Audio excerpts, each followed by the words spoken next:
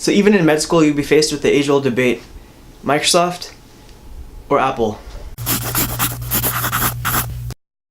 So today I'm going to be talking about the pros and cons of using an iPad, a Surface Pro, or a laptop for medical school, and the different applications that are best for each of these devices.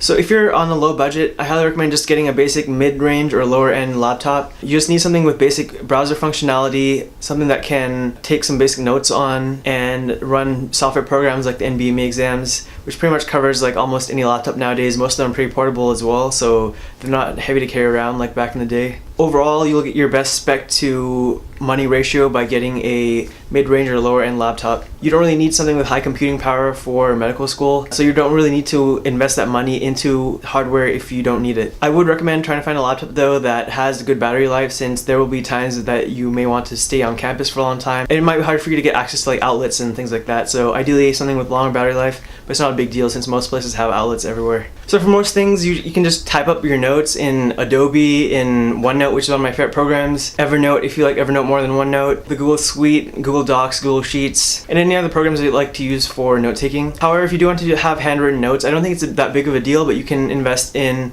a basic tablet. I think this one was around $60 to $100. It's just a basic Wacom, I think Intuos Draw. I'll include a link to it and anything else that I mentioned down below in the description box. But a lot of students in my class started out with detachable tablets and in general tablets, writing tablets for their note-taking. And as the year passed on in the first and second years of medical school, people started using them less and less, and towards the end I barely saw anyone really taking handwritten notes down during lectures. Typing is pretty much going to be the fastest way to take notes, so I kind of recommend sticking to typing your notes onto whatever application you're using. But if you do want to take handwritten notes, you can use something like an Intuos.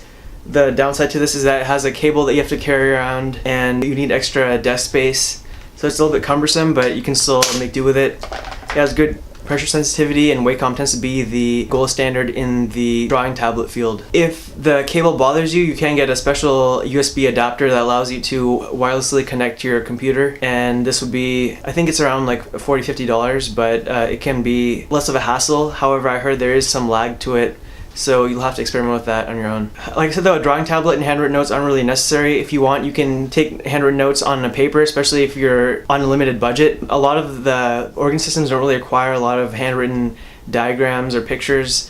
I think things like biochemical pathways in the beginning of your first year of medical school might use them a little bit more. Sometimes anatomy, but for a lot of those things you can just write them out on paper or a whiteboard and write those out a few times to help you memorize. But again, handwritten notes aren't really as necessary as a lot of people think they are. So if you're on a low budget, probably stick to a mid-range to lower end laptop, something ideally with good battery life. Use things like OneNote, Evernote, the Google Suite to write your notes on, maybe a basic PDF viewer like Adobe PDF or Drawboard, which I'll be talking about later on, and invest in a attachable drawing tablet if you really want to write handwritten notes onto your computer, but a paper will be fine.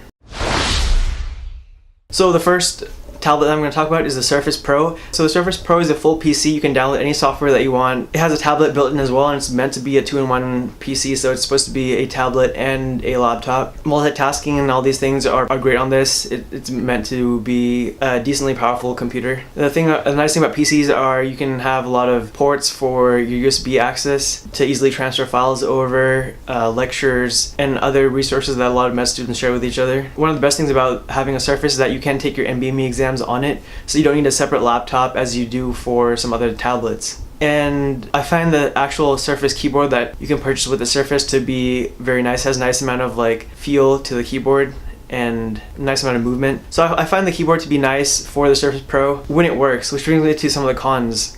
So one of the issues with the Surface Pro, and actually even the Surface Book, I actually had a Surface Book but when I first started medical school, but I returned it because of hardware issues for a Surface Pro, and then I think I had to get another Surface Pro because it had like battery life issues, so there was like screen and battery life issues with both of them.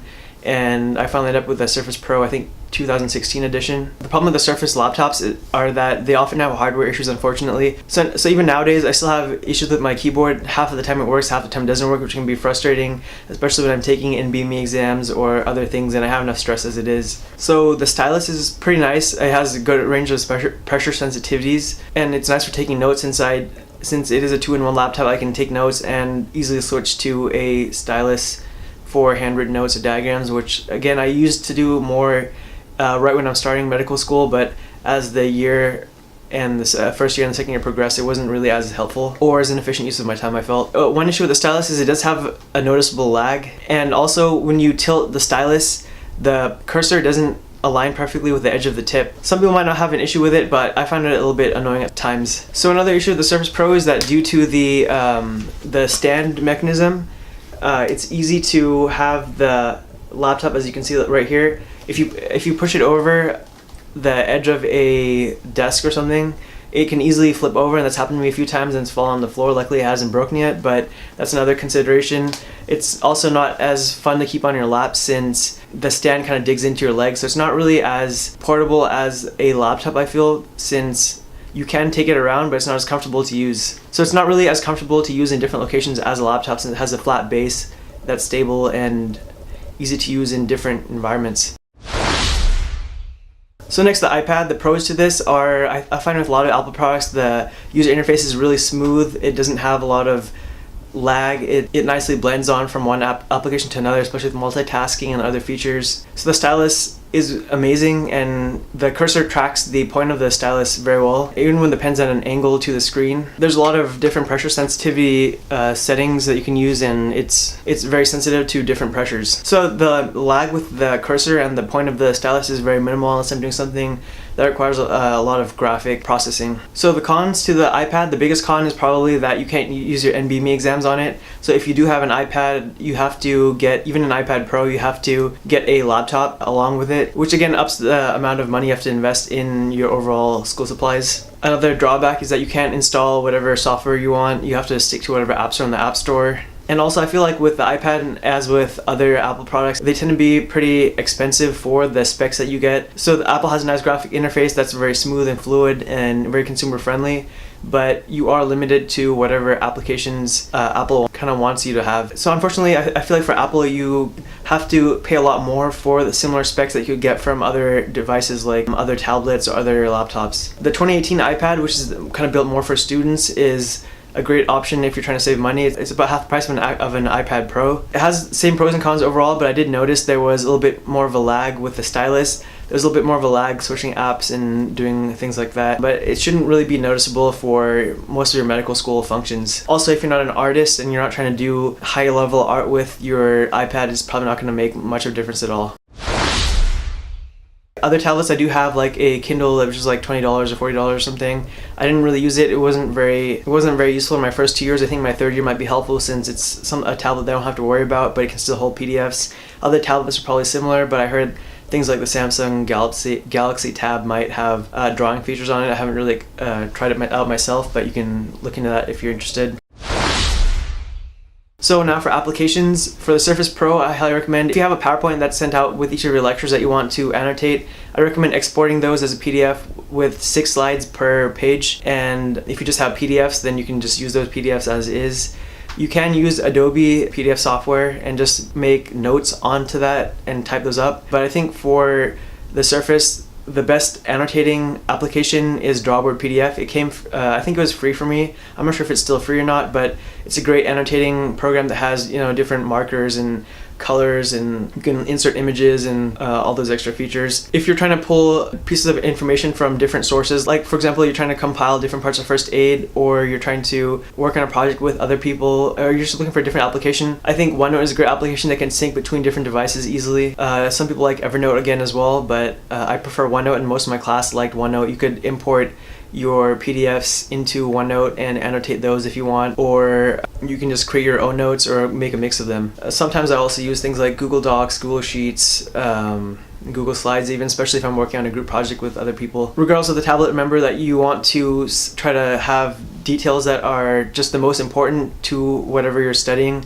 Things like clinical correlates or important facts. Everything that's high yield is worth marking down, but not really a lot of the minor details. I feel like a lot of people, especially coming out from undergrad, want to write down every minor detail in their notes, but you're going to be throwing so much information over your first years of medical school and even after that, that it becomes very inefficient to mark down every minor detail. So try to focus on the major details, things that are clinically relevant, things that are very interesting or help you remember the topic better or the subject matter better, or maybe even questions that you have. So just mark down important information and try not to include a lot of the extraneous information in your notes.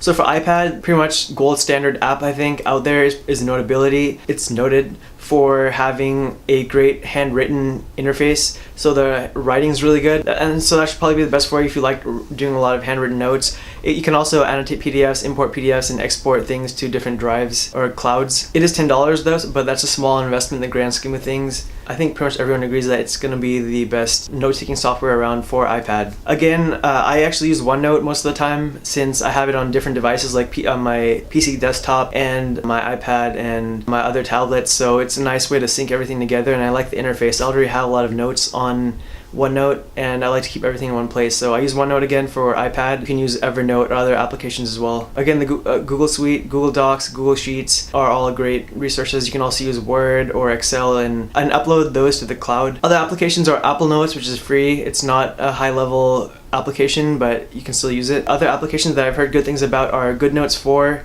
and MyScript Nebo. You can try those out. They've got very good ratings and a lot of people have good things to say about them as well.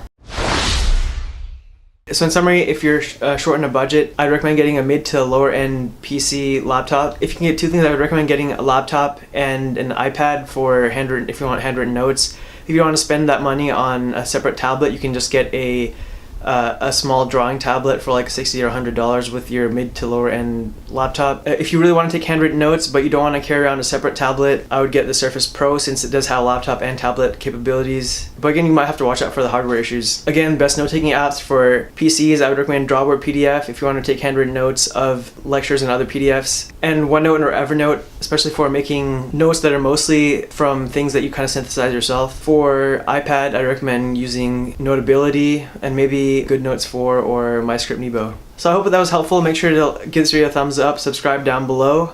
Comment down below as well if you have any questions, comments, or suggestions. Share this video with your friends that may need help, and good luck studying.